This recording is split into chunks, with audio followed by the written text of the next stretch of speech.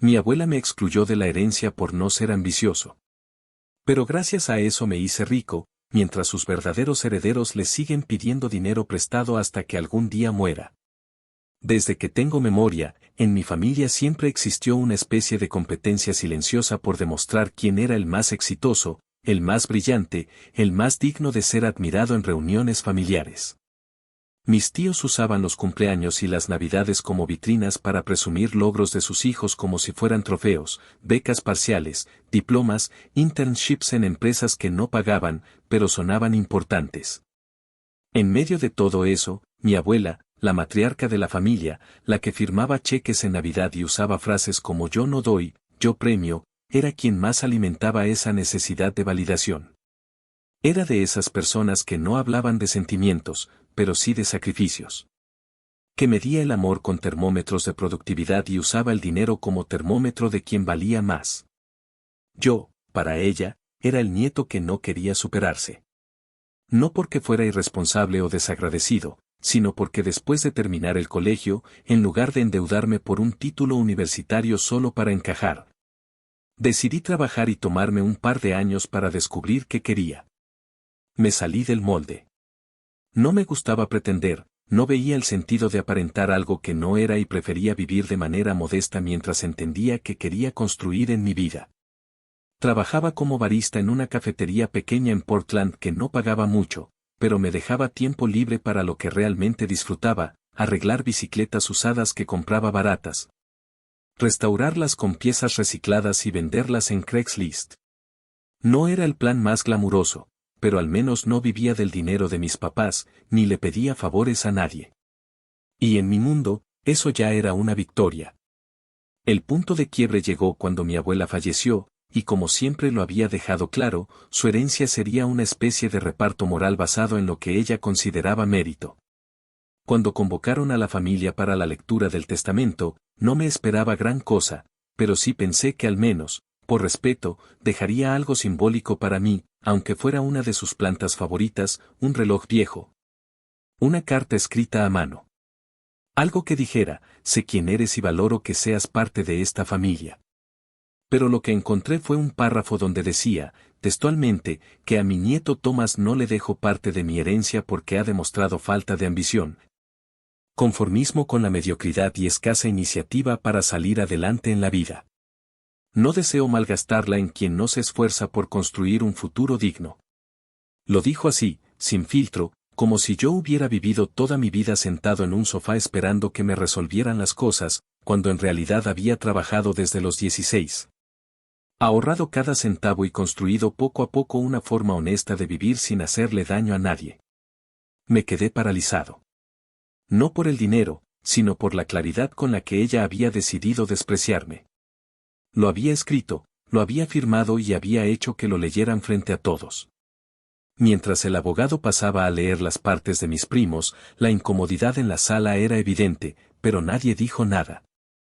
Mark, el mayor, recibió una suma considerable para terminar de pagar su maestría en administración, la misma que empezó 3 veces y todavía no concluía. Y un auto que ya se había comprado con dinero prestado de la misma abuela. Sarah, la hija modelo de la tía Margaret, recibió otra suma para cubrir sus años de estudio e investigación, aunque todos sabíamos que llevaba 5 años en programas diferentes sin terminar ninguno. Y Ashley, la influencer fallida de la familia, se llevó una transferencia bancaria más una colección de joyas que mi abuela había reservado para quien mejor represente a la mujer fuerte y elegante de esta familia. A mí no me quedó ni una postal. Mi madre me dio una palmadita incómoda en la pierna, como si eso bastara para llenar el vacío de ser públicamente descartado. Y mi padre, que siempre ha sido más reservado, evitó mirarme durante el resto del encuentro. Lo peor no fue no recibir nada, lo peor fue sentir cómo la habitación se llenaba de ese silencio incómodo en el que todos sabían que algo estaba mal, pero nadie tenía el valor de decirlo. Porque, en el fondo, estaban de acuerdo.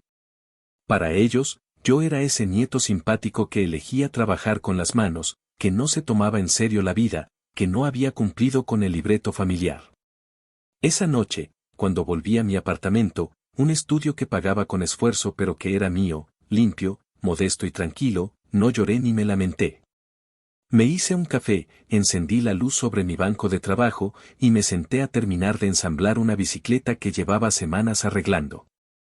Mientras apretaba un pedal con la llave inglesa, no pude evitar pensar que si mi abuela necesitaba que yo fuera ambicioso para considerarme digno de su herencia, entonces iba a tener que presenciar como esa misma ambición. Una que no gritaba, pero que sí construía, me llevaba mucho más lejos que el dinero fácil que ella acababa de repartir. Esa noche me prometí que iba a hacer todo lo que ella creía que yo no era capaz de lograr, pero no para callarle la boca ni para demostrarle nada, sino para que, con el tiempo, cada uno de los que se burlaron o me ignoraron tuviera que ver cómo el que no servía para nada fue el único que no necesitó ayuda de nadie para salir adelante. Porque si algo me había quedado claro después de ese testamento, era que en esta familia, el dinero no se ganaba, se compraba con validación, apariencias y discursos vacíos. Y yo no estaba dispuesto a jugar ese juego. No más. Actualización 1.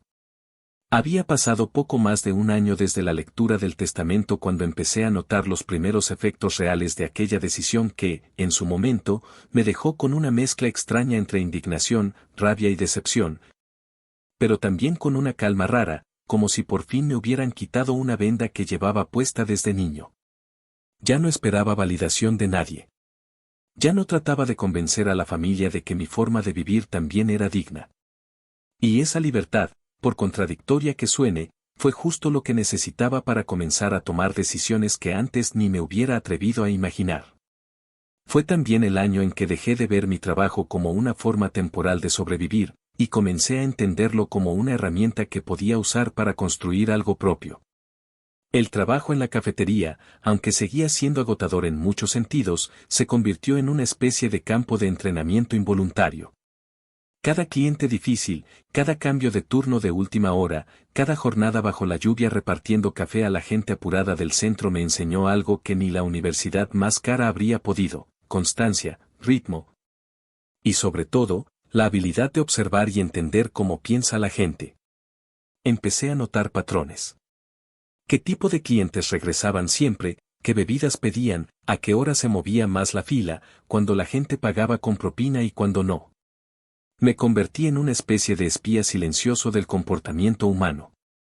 Mientras algunos de mis compañeros se limitaban a hacer su turno con piloto automático, yo ya pensaba en cómo aprovechar todo eso. Fue en ese contexto donde nació la idea de montar un carrito de café. No un food truck como tal, porque eso requería permisos y capital que aún no tenía, sino algo más modesto, más artesanal, más acorde a lo que podía permitirme. Un carrito de esos que uno ve en los parques, en ferias o en las esquinas concurridas, pero bien diseñado, con una estética cuidada, hecho con materiales reutilizados y un menú reducido pero de calidad. Con la ayuda de un conocido que trabajaba en una carpintería industrial, construí la estructura usando partes de bicicletas viejas, madera reciclada y algunas láminas de acero que encontré a buen precio en un depósito que liquidaba excedentes. Le instalé una cafetera italiana de uso comercial que había comprado de segunda mano por internet, una batería solar portátil y un sistema simple de fregadero con garrafas de agua. Lo pinté yo mismo, con colores neutros y un logo que dibujé en una libreta y luego mandé a imprimir en vinilo. Lo llamé El Grano Rodante, porque además de ser café ambulante, era un pequeño homenaje a las bicicletas que me habían sostenido todo ese tiempo. El primer día que lo saqué a la calle fue frente a un edificio de oficinas en el centro de Portland, justo en una esquina donde solía haber un puesto de flores que cerró durante el invierno. No fue una explosión de éxito ni una fila interminable. Fueron 6 clientes. 6 personas que se acercaron con curiosidad, probaron lo que tenía para ofrecer, preguntaron si iba a estar ahí todos los días, y se marcharon. Pero fue suficiente para que yo entendiera que había algo real en esa idea.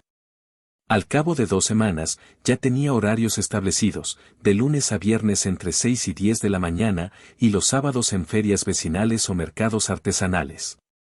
Me convertí en una especie de figura conocida en la zona, al punto que algunos me reconocían como el del carrito del café, me saludaban con una sonrisa y se quedaban un par de minutos hablando sobre el clima o el tráfico. Comencé a vender galletas caseras también, que hacía con una receta que una exnovia me enseñó, y que resultaron ser un éxito inesperado. Las envolvía en papel craft y escribía frases motivacionales a mano con marcador negro. No porque fuera fanático de los clichés, sino porque la gente reaccionaba con una calidez distinta cuando sentía que alguien había pensado en ellos más allá de una simple transacción. Al cierre de ese año, ya no tenía que depender tanto de mi turno en la cafetería, aunque seguía trabajando algunos días por seguridad. Con los ingresos del carrito, pude pagar mis cuentas, ahorrar algo, y hasta donar parte a una organización local que reparaba bicicletas para personas sin hogar. Me sentía útil. Me sentía completo. Y mientras todo eso sucedía, mi familia seguía atrapada en esa idea de que yo estaba perdiendo el tiempo. Recuerdo especialmente una conversación durante el Día de Acción de Gracias, que ese año fue en casa de mi tía Margaret. Yo había llevado una caja con café de especialidad tostado por un amigo y algunos de mis postres, sin esperar nada más que compartirlos. Pero bastaron 20 minutos de charla para que se reactivara esa incomodidad familiar que nunca termina de desaparecer. Mark hablaba sobre cómo estaba por terminar la maestría, aunque luego reconoció que todavía no había aprobado 2 materias y que le habían extendido el plazo. Sarah, como siempre, hablaba en términos de teorías y conceptos, pero nunca decía con claridad en qué trabajaba. Y Ashley narraba con dramatismo cómo su último intento de monetizar un canal de YouTube no había resultado, por culpa del algoritmo. Mi madre intentó desviar el tema preguntando por mi carrito, a lo que mi tía soltó sin siquiera mirarme directamente: es lindo que tenga un hobby, ojalá algún día se anime a hacer algo de verdad con su vida. No respondí.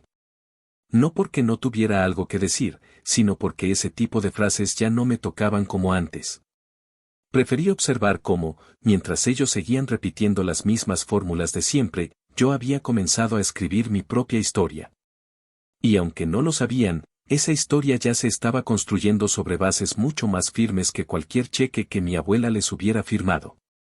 La ironía más grande de todo ese año fue ver cómo, poco a poco, cada uno de mis primos comenzaba a mostrar señales de que la herencia no les había solucionado la vida como esperaban. Mark, con su flamante BMW que usaba para impresionar a nadie, había acumulado multas de estacionamiento que no podía pagar y terminó vendiéndolo por mucho menos de lo que le costó. Sarah tuvo que suspender una de sus clases porque no tenía con qué cubrir el semestre. Y Ashley, que vivía en un apartamento carísimo porque la luz era buena para grabar videos, ya hablaba de buscar roomies para dividir el alquiler. La parte que más me impactó fue escuchar a mi madre contarme, semanas después, que la abuela les había hecho unos préstamos pequeños a cada uno. Préstamos que, obviamente, nunca serían devueltos. Mientras tanto, yo seguía pedaleando mis rutas de la mañana, con un carrito hecho a mano, una reputación que crecía de boca en boca, y una certeza inquebrantable de que el tiempo me estaba dando la razón. No necesitaba que nadie me lo reconociera. Me bastaba con levantarme cada día y saber que mi camino, aunque distinto, estaba construido sobre algo real, algo que ni una herencia ni una opinión familiar podrían quitarme. Y eso, para mí, ya era un triunfo. Actualización 2.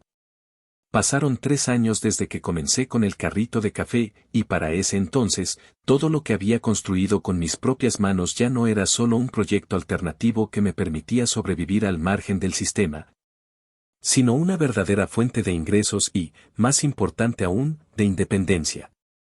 Lo que había comenzado como una forma de evadir el peso de un testamento que me dejó fuera por falta de ambición se transformó en el cimiento de una pequeña red de negocios que, sin ruido, sin la aprobación de nadie, y sin pedirle permiso a ningún apellido, estaba creciendo de forma sólida y orgánica. No fue un salto repentino ni nada de lo que pudiera presumirse en una publicación de LinkedIn, pero cada paso que daba se sentía como un clavo más en la narrativa que mi abuela había intentado imponer sobre mí. Y si bien ella seguía convencida de que sus nietos favoritos eran los que sabían hablar bonito en reuniones familiares, poco a poco la realidad empezaba a dibujar otra historia. Una que ella ni siquiera sabía que estaba ocurriendo justo frente a sus narices. Con los ahorros que había acumulado entre las ventas del carrito y algunos trabajos freelance reparando bicicletas de colección para clientes bastante particulares. Esos tipos que no escatiman en pagar por restaurar una Raleigh original del 75, me animé a adquirir un segundo carrito, esta vez más robusto. con mejor equipo y una mejor ubicación frente a un centro médico privado donde el flujo de gente no se detenía nunca. Además, formalicé todo el asunto, creé un nombre comercial, abrí una cuenta de negocios y comencé a pagarme un salario como corresponde. Contraté a un amigo que se había quedado sin empleo durante la pandemia para que me ayudara con la operación del segundo punto, y mientras él atendía el nuevo carrito, yo mantenía la ruta original y al mismo tiempo trabajaba en las noches ampliando el menú. Empezamos a ofrecer opciones sin gluten, bebidas de temporada y hasta galletas veganas que preparábamos en una cocina comunitaria que alquilábamos por horas. Todo funcionaba a pequeña escala, pero de forma eficiente. Y la respuesta fue inmediata. La gente no solo compraba café, compraba la historia. Compraba la sensación de estar apoyando algo real, algo local, algo que no venía empaquetado desde una cadena multinacional. Hacíamos tarjetas de fidelización a mano, enviábamos mensajes de agradecimiento por correo, y en fechas especiales regalábamos postales escritas a puño y letra. Yo sabía que eso no podía escalar eternamente sin automatizar ciertos procesos, pero mientras tanto, esa atención personal era justo lo que nos distinguía.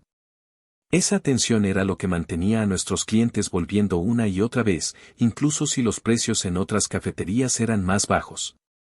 A mediados de ese año, encontré una oportunidad que me pareció imposible de ignorar. En una zona de la ciudad menos codiciada, un vecindario que muchos consideraban en transición y otros directamente evitaban por prejuicio. Apareció a la venta una pequeña casa de 2 pisos que había sido embargada por el banco. Era fea. Eso hay que decirlo sin rodeos. Tenía las paredes descascaradas, ventanas rotas, techos vencidos y una cerca que parecía más simbólica que útil. Pero tenía algo que ninguna de las casas del centro tenía: potencial. El precio era absurdamente bajo para los estándares de Portland, y como ya había estado investigando sobre bienes raíces por pura curiosidad, supe que, con trabajo y paciencia, esa casa podía convertirse en algo importante. Vendí una de las bicicletas antiguas más valiosas de mi colección personal, negocié un préstamo modesto respaldado por los ingresos estables de mis carritos, y la compré. Durante meses, esa casa fue mi proyecto principal. Trabajaba en ella después de cerrar el turno matutino, y los fines de semana me pasaba enteros aprendiendo a instalar pisos, reparar tuberías, colocar aislamiento, pintar molduras, lijar marcos y reemplazar cerraduras oxidadas.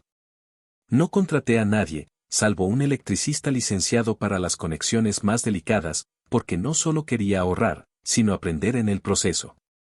Cada centavo que no gastaba en mano de obra lo invertía en materiales duraderos. Era agotador, lo reconozco. Me dejaba el cuerpo molido, las manos llenas de astillas y la espalda adolorida.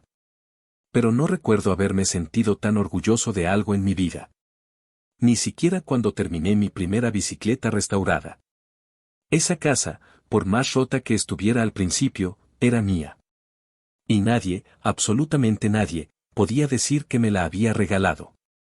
Mientras todo eso sucedía, mis primos comenzaban a enfrentar las primeras consecuencias reales de sus decisiones. Mark seguía sin terminar la maestría y había decidido invertir parte de lo que le quedaba de la herencia en un negocio que sonaba bien en teoría, una tienda de ropa en línea. El problema era que no sabía nada de comercio electrónico, de proveedores, de envíos ni de gestión de inventarios. Terminó delegando todo a un amigo suyo que, para sorpresa de nadie, desapareció con parte del dinero y dejó el resto atrapado en mercancía que nadie quería. Sara, por su parte, decidió tomarse un año sabático académico, según ella, para reconectar con su creatividad y preparar un proyecto personal, que consistió en viajar a Bali y a México durante 6 meses. Publicando fotos en Instagram con frases como sanando con el mar y redefiniendo mi propósito. A su regreso, no solo estaba sin dinero, sino sin rumbo. Mi abuela tuvo que cubrirle parte del arriendo y pagarle una terapia para ayudarla a redescubrir su motivación. Y Ashley, que llevaba meses viviendo en una especie de burbuja digital tratando de crear contenido de estilo de vida, terminó vendiendo algunos muebles para pagar deudas atrasadas y, según su madre, ya contemplaba mudarse temporalmente con la abuela.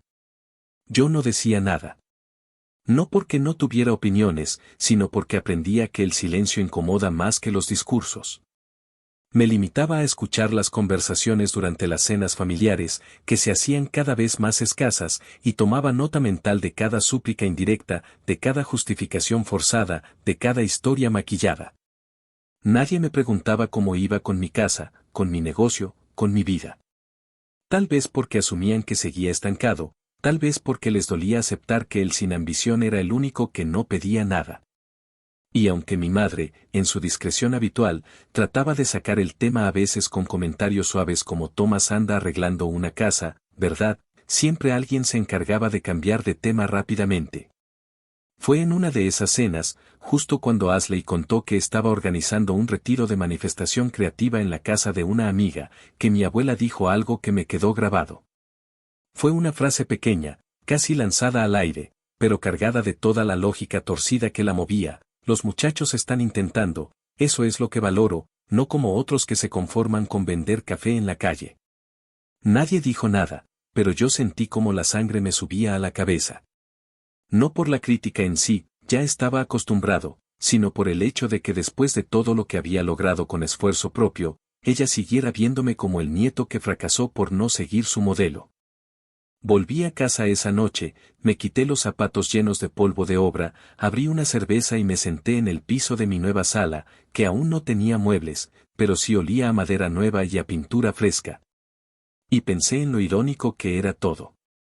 Mientras ellos viajaban con dinero que no sudaron, compraban cosas que no entendían y hablaban de sueños que no sabían sostener, yo construía día a día algo real, algo tangible. Tal vez no tenía títulos colgados en la pared ni seguidores en redes sociales, pero tenía algo que ellos todavía no conocían, autonomía. Y a medida que pasaba el tiempo, me convencía más y más de que esa autonomía era la verdadera riqueza. Actualización 3. Pasaron 2 años más desde que me aventuré a comprar aquella casa en el vecindario olvidado de Portland. Y si algo aprendí durante ese tiempo fue que la constancia silenciosa termina haciendo más ruido que todos los discursos adornados con promesas vacías que se lanzan en cenas familiares.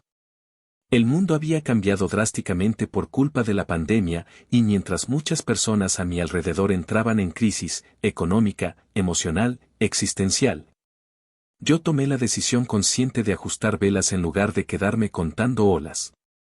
Para ese entonces, mis 2 carritos de café ya habían evolucionado hacia algo mucho más serio, cocinas fantasma. Era un concepto que empezaba a sonar fuerte en las grandes ciudades, pero que en lugares como Portland aún parecía una rareza.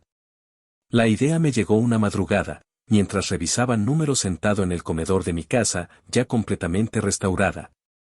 Con muebles reciclados que yo mismo reacondicioné y un jardín pequeño que se convirtió en mi santuario personal. Si los clientes no iban a salir a las calles por miedo al virus, entonces el café tenía que llegar a ellos. Así de simple. Me asocié con 2 emprendedores locales que también estaban enfrentando la misma disyuntiva. Uno tenía una pequeña panadería que surtía restaurantes, el otro un negocio de jugos artesanales que había perdido todos sus puntos de venta. Entre los 3 alquilamos un espacio compartido en una cocina industrial, dividimos horarios, responsabilidades y gastos. Convertimos nuestros productos en combos que se podían ordenar desde una app de entregas, con empaques ecológicos, promociones semanales y una estética cálida, que se alejaba de lo plástico y aséptico que inundaba el mercado. Para los clientes, nosotros éramos bagel y brew, café, jugos y pan fresco en una sola caja. Para nosotros, era una forma de seguir respirando en medio del caos. Lo que jamás imaginé fue la respuesta que tendríamos. Empezamos recibiendo 15 pedidos diarios. Después fueron 30. Luego 50. Y así, sin que nadie nos lo dijera en voz alta, nos convertimos en parte de la rutina de trabajadores de la salud, oficinistas en remoto. Madres solteras encerradas con sus hijos y parejas que querían tener algo especial en medio del encierro. Llegamos al punto en el que tuve que contratar a 2 personas más para encargarse del reparto, y otro amigo se unió como barista en el turno nocturno. La cocina se volvió mi centro de operaciones, y mi casa, que ya no era solo un refugio sino un símbolo de lo que uno puede lograr sin tener que gritarlo al mundo, fue la base donde empecé a pensar en algo más ambicioso. Con los ingresos estables que generaban las entregas y con los ahorros acumulados en años sin lujos, tomé una decisión que hasta hoy sigue siendo una de las más estratégicas que he hecho en mi vida. Me metí de lleno en el mercado inmobiliario local. Empecé con un pequeño dúplex en un barrio que, aunque aún no figuraba en los rankings de moda, ya mostraba señales de cambio, casas remodeladas, escuelas charters nuevas.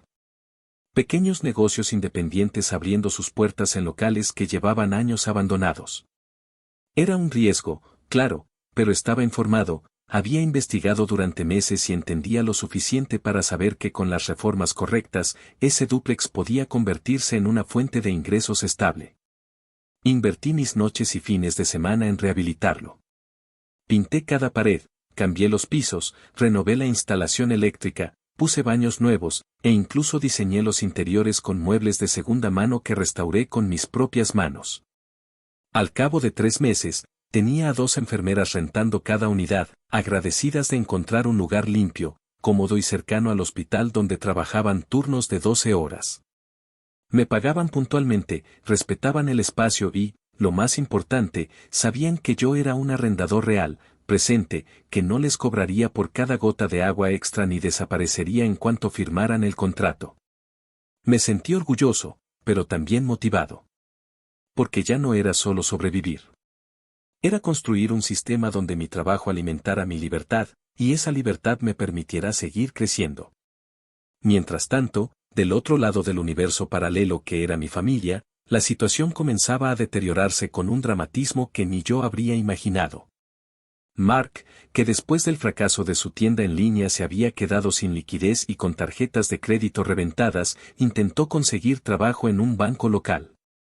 Lo rechazaron 3 veces. Según su madre, el mundo estaba cegado y no sabían valorar a una persona tan preparada como él. Sara regresó con su nuevo enfoque de vida y trató de lanzar un podcast sobre crecimiento personal, pero abandonó el proyecto luego de 10 episodios. Su voz sonaba forzada, sus ideas eran recicladas de otros gurús y, aunque lo intentó con todas sus ganas, nunca logró despegar. Se mudó con su madre, quien a su vez ya empezaba a tener problemas para cubrir todos los gastos. Ashley, por otro lado, se aferró al discurso de reinventarse y abrió una cuenta en Patreon donde ofrecía contenido exclusivo sobre minimalismo. Aunque la contradicción más evidente era que seguía viviendo en la casa de mi abuela, rodeada de objetos caros, ropas de marca y dispositivos que compraba a crédito. Fue justo durante ese año que me enteré, por boca de mi madre, que mi abuela había vendido parte de una colección de joyas antiguas para poder ayudarlos a todos. Según ella, los tiempos eran difíciles y los chicos lo necesitaban más que nunca. Nadie se preguntaba por qué yo no pedía ayuda. Nadie se preguntaba por qué a mí no tenían que rescatarme. Para ellos, yo seguía siendo el nieto que hace café, sin entender que con ese café ya había cubierto mi casa, 2 propiedades, y estaba reinvirtiendo en un negocio que crecía cada mes. Pero lo que más me dolió, aunque lo camuflé con indiferencia, fue escuchar a mi madre decirme que la abuela había comentado que por fin entendía que algunos nietos simplemente no nacen con madera para prosperar. Refiriéndose a mí, claro, como si yo fuera un caso perdido que había que dejar ir. No lo discutí. Ni con ella ni con nadie. Esa misma noche, me senté a revisar mis finanzas, cuadré un nuevo presupuesto y empecé a planear la adquisición de una tercera propiedad. Esta vez, un pequeño edificio de 3 pisos, con 8 estudios que podían rentarse a jóvenes recién graduados, personas solteras y trabajadores de temporada. La idea era simple, ofrecer lugares dignos, funcionales y accesibles, en zonas que estaban resurgiendo gracias a la inversión de gente como yo, que veía oportunidades donde otros solo veían decadencia. A veces, mientras me paraba frente a la fachada de una de esas propiedades al final del día, con las manos sucias de polvo y el cuerpo agotado, pensaba en todo lo que había tenido que escuchar durante años. Que no era suficiente, que no tenía ambición, que estaba perdiendo el tiempo. Y ahora, allí estaba yo, con llaves reales en los bolsillos, contratos firmados por inquilinos agradecidos, cuentas al día, y la absoluta certeza de que nunca dependí de nadie. Y aunque todavía no lo sabían, estaba por comenzar una etapa en la que, sin buscarlo, sin planearlo, Iba a poner a prueba la estructura entera de esa familia que tanto había defendido el discurso del éxito sin haber entendido jamás lo que significaba trabajar por él. Porque a veces, el que más calla es el que más lejos llega. Solo que cuando lo hace, ya no hay vuelta atrás. Actualización 4. Había pasado otro año y medio desde que adquirí el pequeño edificio de estudios y comencé a administrarlo personalmente, y para ese momento, mi día a día se parecía muy poco al que había vivido la última vez que mi familia me vio. Ya no cargaba termos pesados al amanecer ni pasaba las tardes lijando marcos de ventanas en casas abandonadas, ahora mi rutina incluía revisar contratos de arrendamiento, planificar remodelaciones estratégicas para aumentar el valor de ciertas unidades y asistir a reuniones con mi contador, quien ya no solo me ayudaba a organizar mis impuestos, sino que se convirtió en una especie de aliado silencioso para evitar que yo cometiera errores comunes de gente que, como yo, venía de cero y no tenía herencias, padrinos ni una red que lo sostuviera si caía. Había logrado montar una estructura legal sólida, una LLC que consolidaba mis ingresos, protegía mis activos y me permitía reinvertir de forma segura en nuevos proyectos. Había aprendido a deducir hasta los filtros de café, y cada centavo que antes se me escapaba en detalles ahora formaba parte de un sistema donde todo tenía un propósito. Ya no improvisaba. Planeaba. Ese año, con los alquileres funcionando bien y las entregas de desayuno aún manteniendo una demanda respetable, decidí tomar una decisión que cambiaría el equilibrio de todo lo que había sido mi relación con el resto de mi familia. Empecé a invertir en propiedades que otras personas estaban vendiendo desesperadamente. Casas que alguien había heredado, pero no podía mantener. Locales comerciales que llevaban años vacíos. Todo lo que los demás evitaban, yo lo miraba con calma, lo analizaba y lo convertía en una oportunidad. Y eso fue lo que me llevó a una compra particular, una que nunca imaginé que terminaría teniendo tanta importancia emocional. Adquirí, por medio de un tercero, una de las antiguas propiedades de un primo lejano. De esos que solo aparecían en Navidad y en funerales, y que, como muchos otros, había malgastado todo lo que alguna vez recibió. La noticia de esa compra se regó por la familia como pólvora. No porque alguien entendiera qué estaba haciendo yo, sino porque de repente comenzaron a notar que algo no cuadraba. El primo que no heredó nada estaba adquiriendo casas, edificios, terrenos. Algunos intentaron justificarlo con rumores, que tal vez me había asociado con alguien, que estaba viviendo de una pareja rica, que estaba endeudándome hasta el cuello y que tarde o temprano iba a caer. Nadie quería creer que simplemente lo había logrado por su cuenta.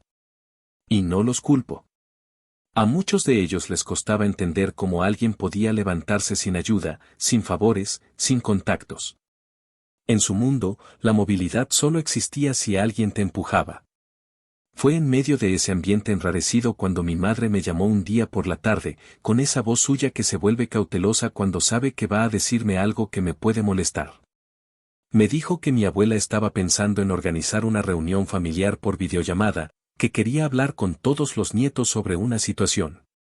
Yo sabía exactamente lo que eso significaba, porque ya lo había escuchado en conversaciones sueltas, mis primos estaban en aprietos financieros. Mark había intentado otro negocio, esta vez con criptomonedas, y terminó perdiendo gran parte de lo que le quedaba. Sara, aún sin rumbo fijo, había acumulado deudas estudiantiles que ya no podía refinanciar.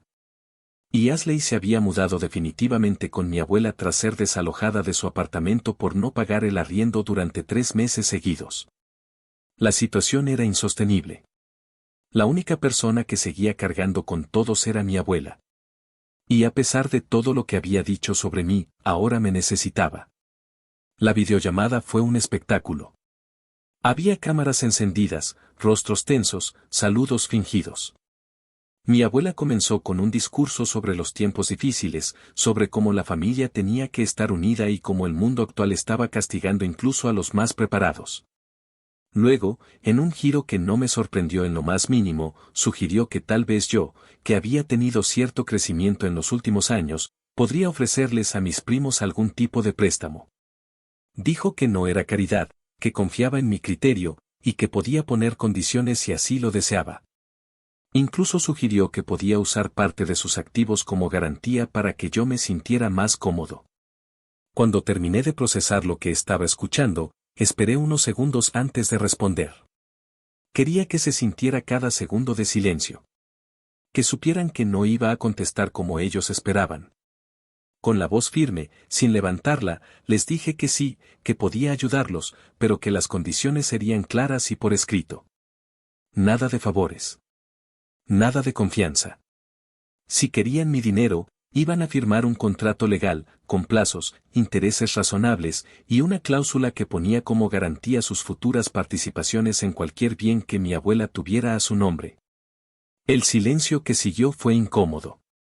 Mark puso cara de ofendido, Sara dejó escapar una risa incrédula, y Ashley se cruzó de brazos como si estuviera viendo un programa de televisión que no le gustaba.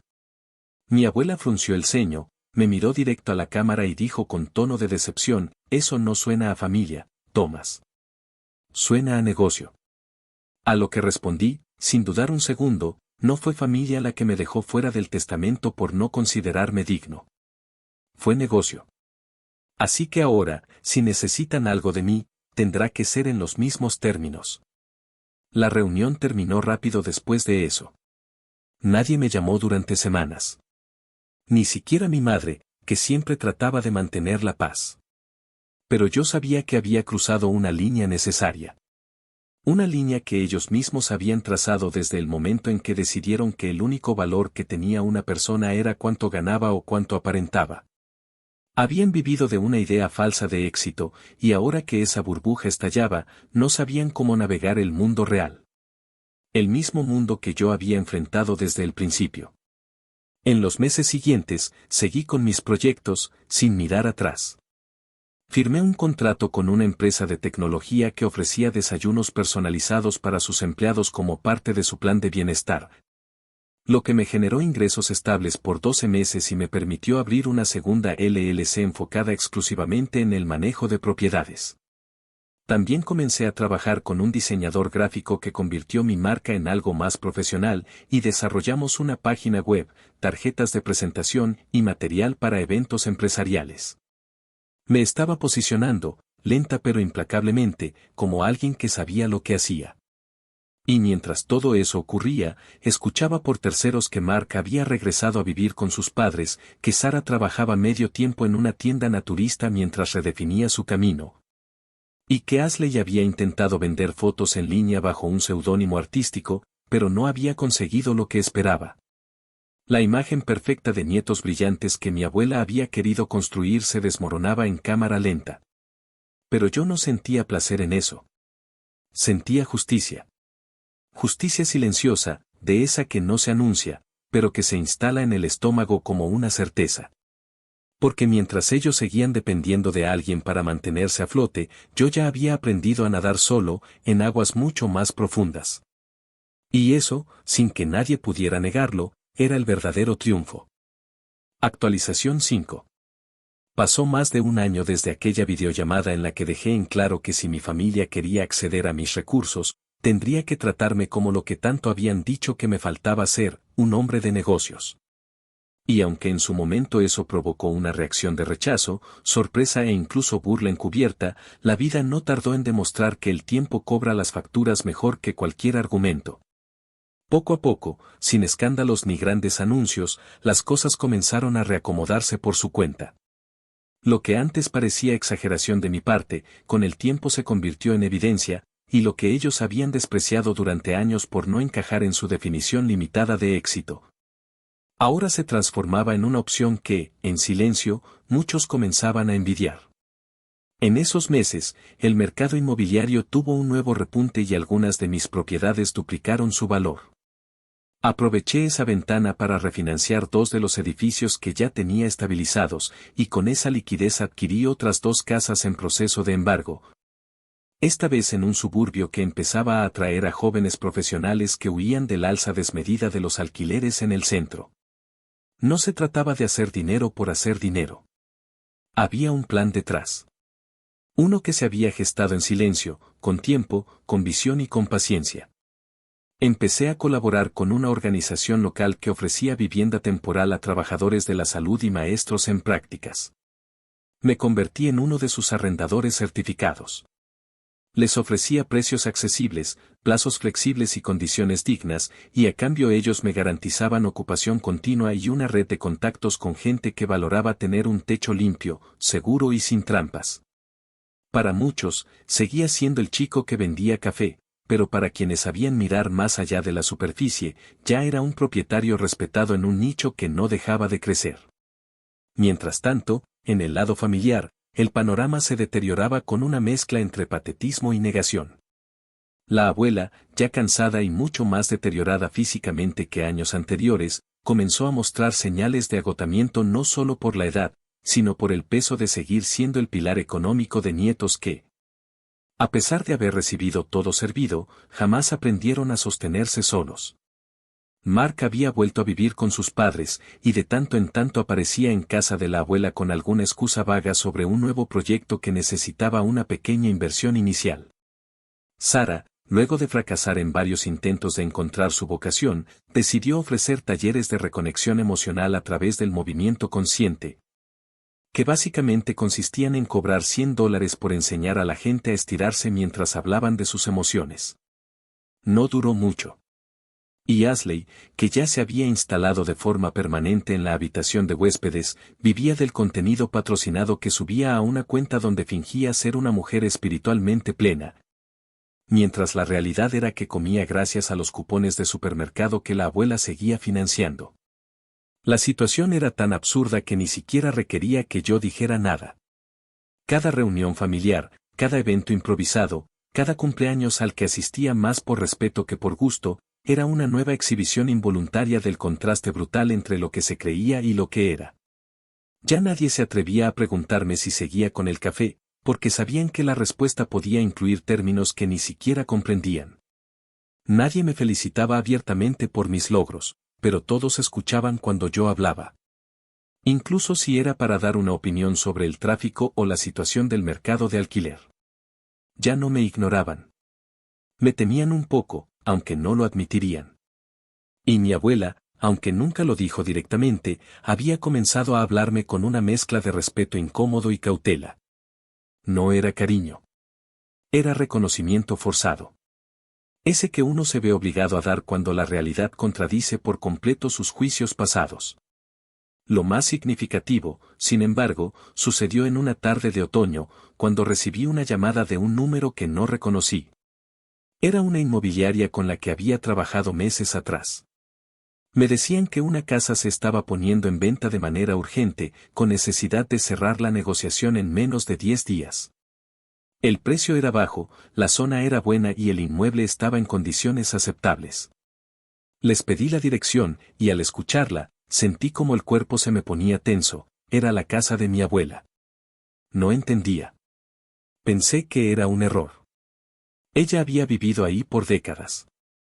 Había defendido esa casa como su fortaleza personal.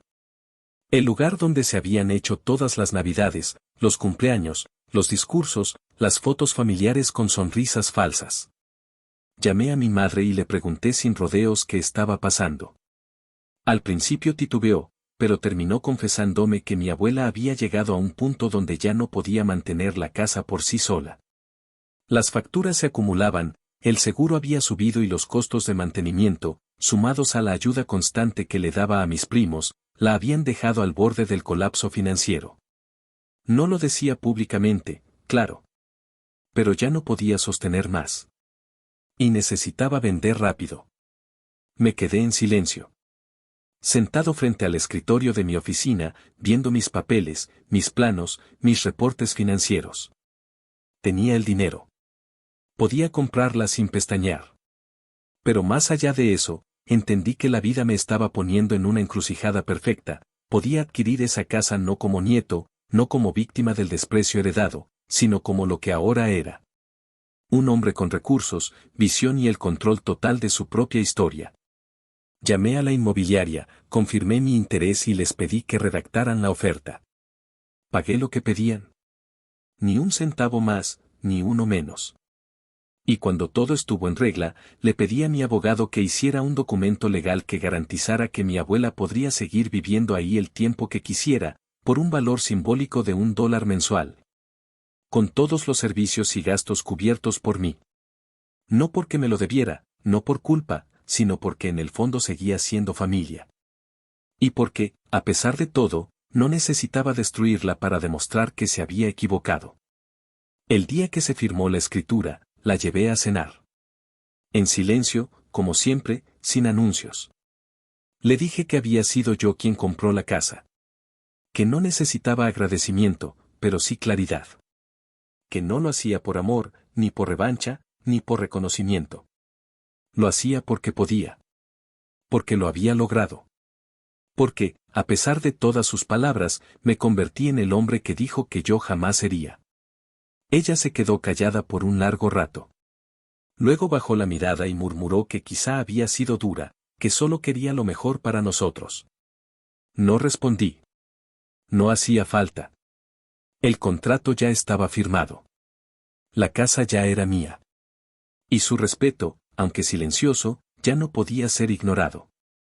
Y mientras mis primos seguían pensando en cómo estirar la mano sin parecer pedigüeños, yo me sentaba cada noche en el mismo porche donde tantas veces me sentí invisible. Y sonreía sabiendo que la mejor herencia que me pudieron dar fue dejarme fuera de la que ellos recibieron. Porque gracias a eso, aprendí a crear la mía. Desde cero. A mi manera. Sin deberle nada a nadie. Actualización final.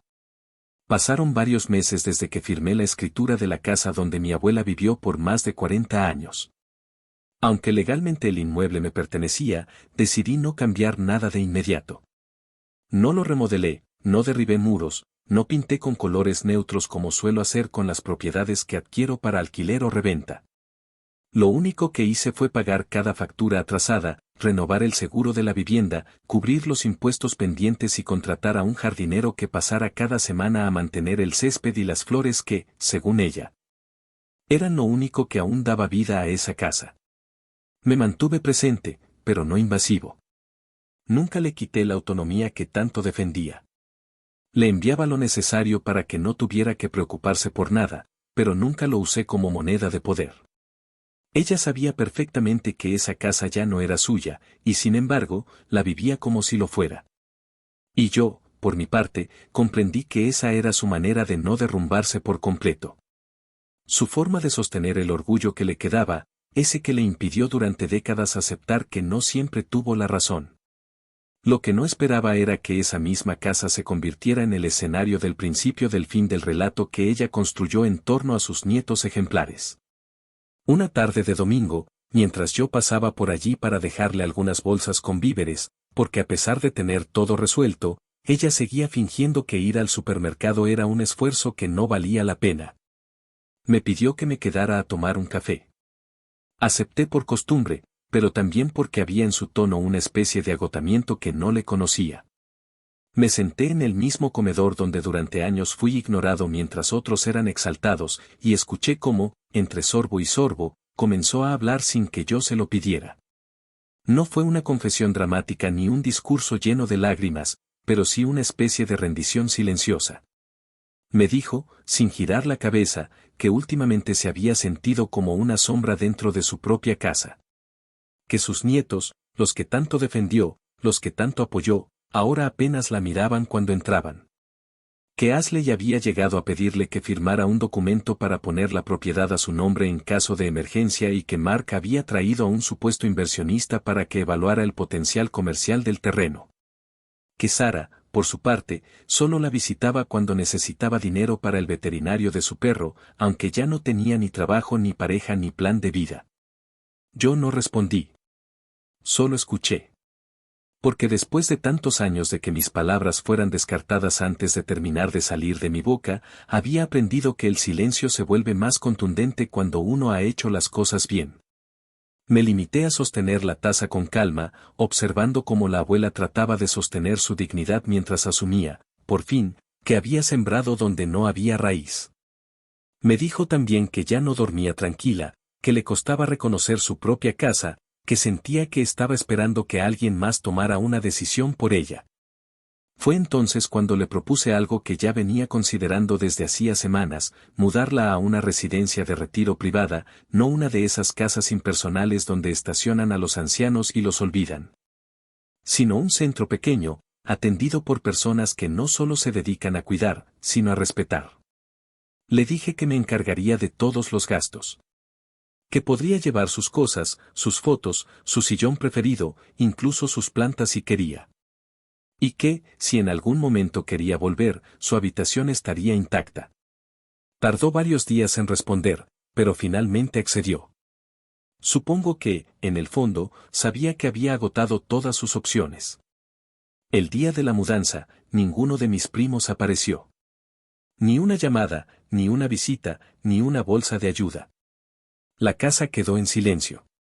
Yo me encargué de supervisar la instalación en el nuevo lugar, de coordinar con los cuidadores, de firmar los papeles. Cuando todo estuvo listo, me senté junto a ella en el porche del centro, y antes de despedirme, me dijo algo que nunca imaginé escuchar de su boca. Me miró, con los ojos húmedos y la voz temblorosa, y dijo, me equivoqué contigo, Thomas, todo este tiempo pensé que eras el que menos futuro tenía, y resulta que fuiste el único que no necesitó nada de mí para tenerlo. No supe qué decir. Porque aunque esas palabras eran una forma de cierre, también llegaban tarde. Demasiado tarde. Me limité a sentir con la cabeza y a decirle que descansara. Que se lo merecía. Que ya no tenía que cargar con nadie. A partir de ese momento, la casa quedó vacía. Me tomó varias semanas decidir qué hacer con ella. No quería venderla, pero tampoco tenía sentido dejarla deshabitada. Finalmente, tomé la decisión de transformarla en una residencia temporal para jóvenes emancipados del sistema de acogida estatal. Junto con una organización local, adecuamos los espacios para alojar hasta 5 personas por ciclos de 6 meses, ofreciendo habitación, acceso a servicios, conexión con oportunidades laborales y asesoría legal básica. Restauré los muebles, conservé parte del estilo original de la casa, y cada rincón que antes me recordaba exclusión ahora era un símbolo de propósito. Y fue entonces, mientras transformaba esa casa, la misma en la que me dijeron que no era digno, la misma en la que vi a otros recibir aplausos mientras yo apenas era tolerado, que entendí que la verdadera herencia no era el dinero, ni las joyas, ni las propiedades.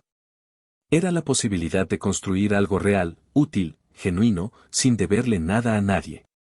Hoy en día, mis primos siguen vagando entre excusas y deudas. Mark trabaja a medio tiempo en un concesionario de autos usados, aún convencido de que puede levantar algo grande.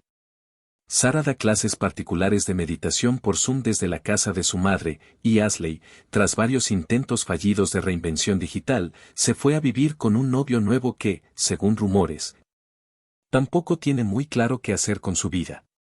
A veces piden dinero a escondidas. A veces comparten en redes sociales frases sobre superar la adversidad. Pero la abuela ya no les cree. Y yo ya no los escucho.